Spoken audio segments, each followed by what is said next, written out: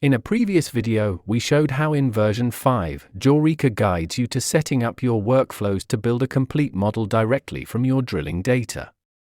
In this video, we'll go into a little more detail about what GEOREKA has been doing in the background, and which changes have allowed this.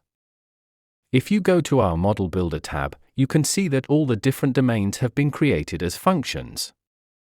Automatically, a model descriptor has been created as well, containing the individual domains listed here in the model descriptor, again from younger to older.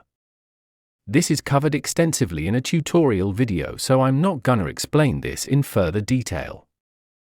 After creating the model here, you can go to the Processing tab and load the saved workflow.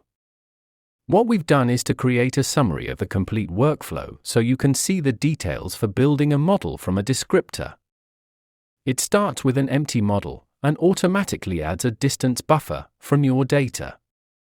It then starts to build all these individual units as part of the final model. As you might notice, the Processing tab has been edited as well. The user interface has changed slightly from what you might be used to. We now have a continuous zoom ability if you use the scroll button. If you press the scroll button and drag the canvas, you can move everything around. You can select multiple items by keeping the control button pressed, followed by clicking individual items so you can move those around.